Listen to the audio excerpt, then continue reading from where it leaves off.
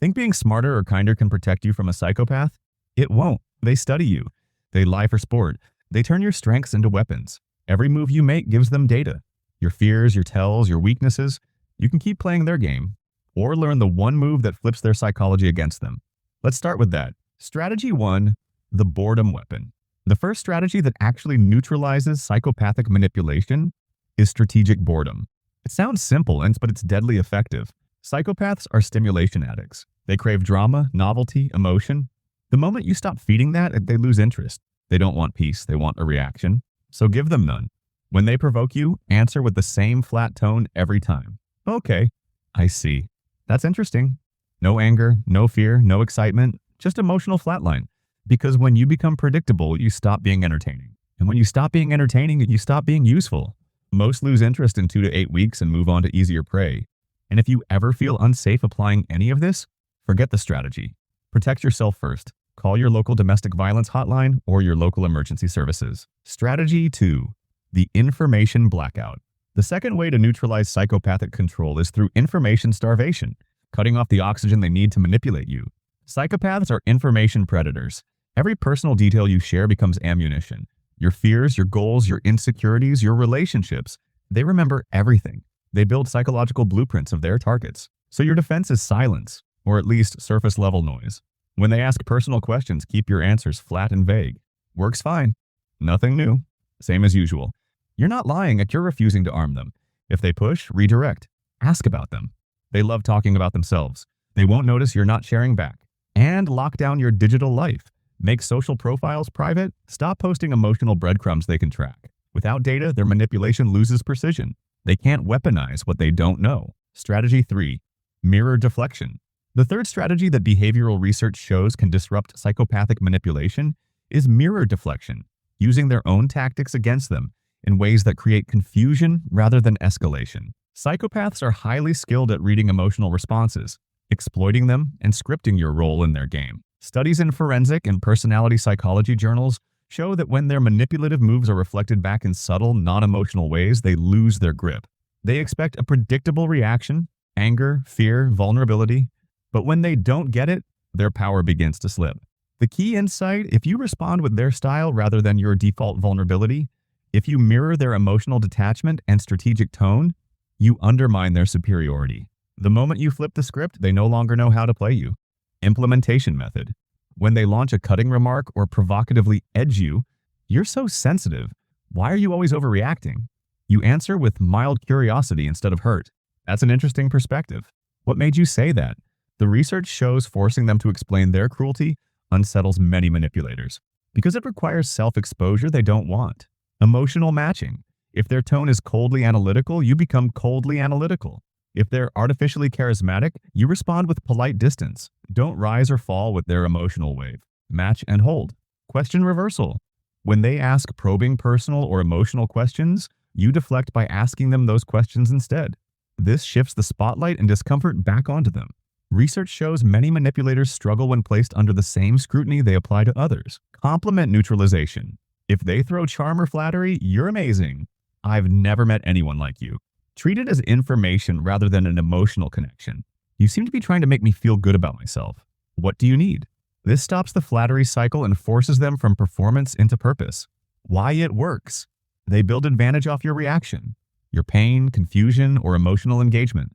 When you mirror their approach and refuse emotional vulnerability, you deprive them of that advantage. Their control mechanism requires you playing along in the story they've built.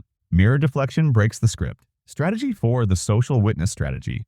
The fourth strategy that can neutralize psychopathic behavior is called social witnessing, making sure every interaction happens in the light.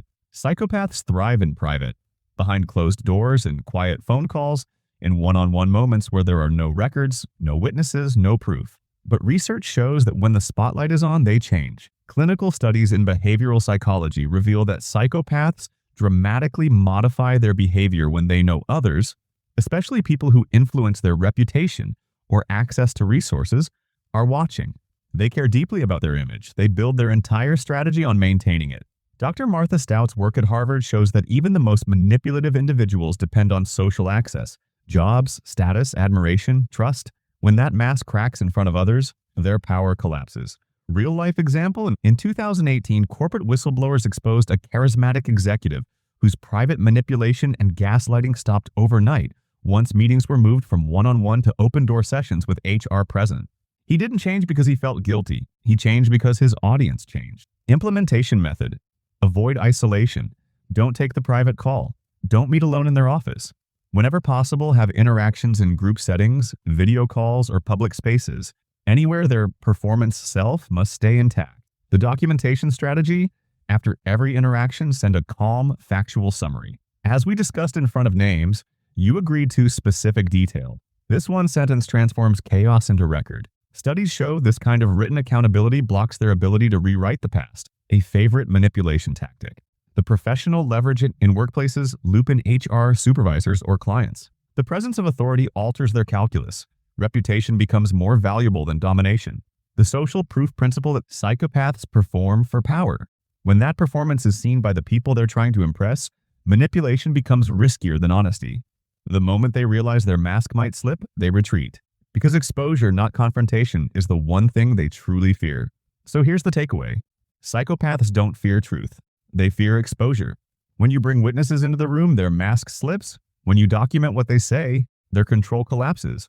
Don't argue, don't confront, just illuminate. Every open meeting, every copied email, every calm summary shifts the power dynamic. They survive on secrecy, you win with visibility. In their world, light is lethal. Keep the lights on, and watch how fast the predator pretends to be human again. But what happens when the psychopath realizes they can't control you in public and starts working silently behind the scenes, spreading rumors, twisting perception, turning people against you?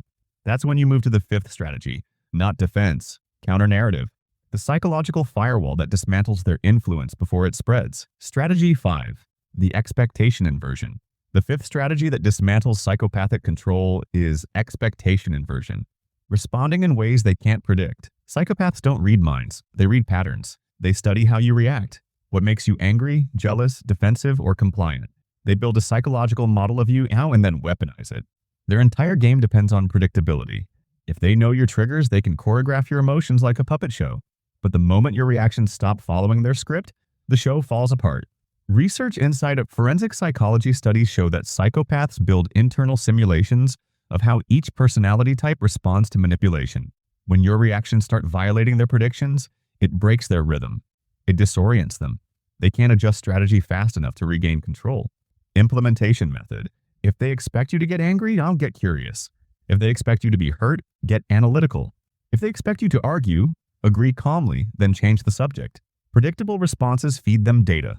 Unpredictable ones starve them. The emotional opposite. When they try to make you jealous, express genuine happiness for others. When they try to make you insecure, display calm confidence. That inversion short-circuits their manipulation loop because it gives them no emotional payoff. The energy mismatch. If they go loud, you go quiet. If they go cold, you go warm. Not submissive, just steady.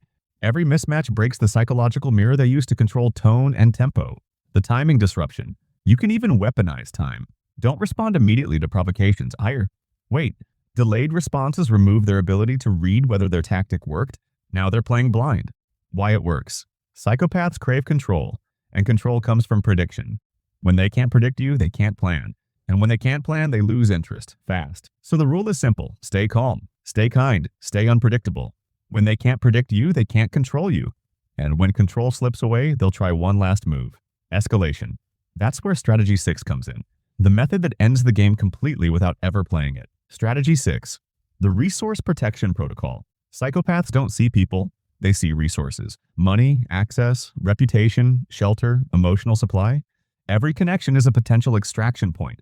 The sixth strategy that neutralizes them is resource protection. Locking every door before they even reach it. Research in forensic psychology shows that psychopaths study their targets for weeks, even months, mapping who controls what, who holds keys, influence, or wealth.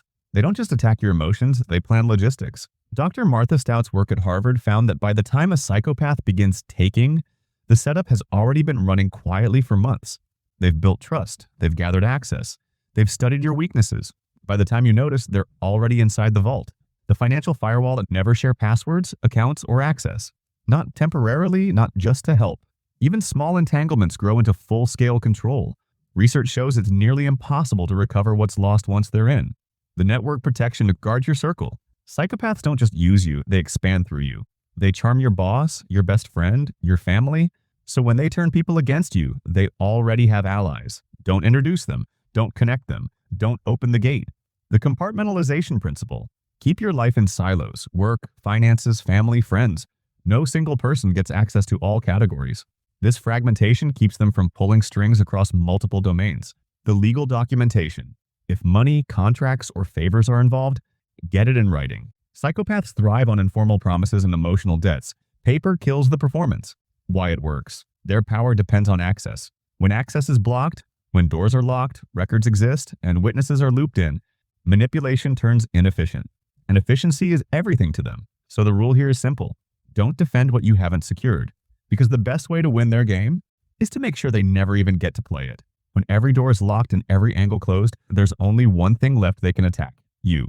Not your money, not your network, your mind.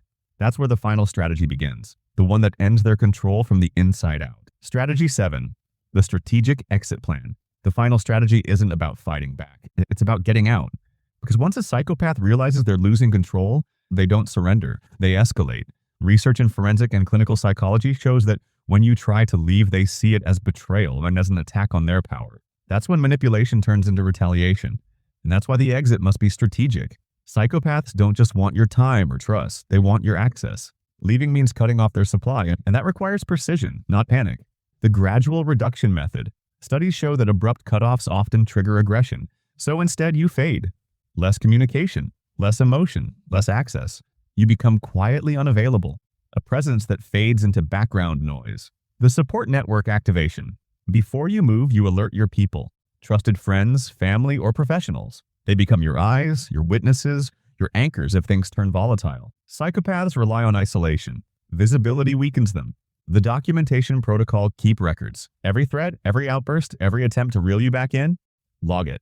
It's not paranoia, it's evidence. If escalation comes, documentation is your shield. The safety plan. If you suspect danger, contact experts. Domestic violence specialists and law enforcement have playbooks for safe exits. You don't have to face a predator alone.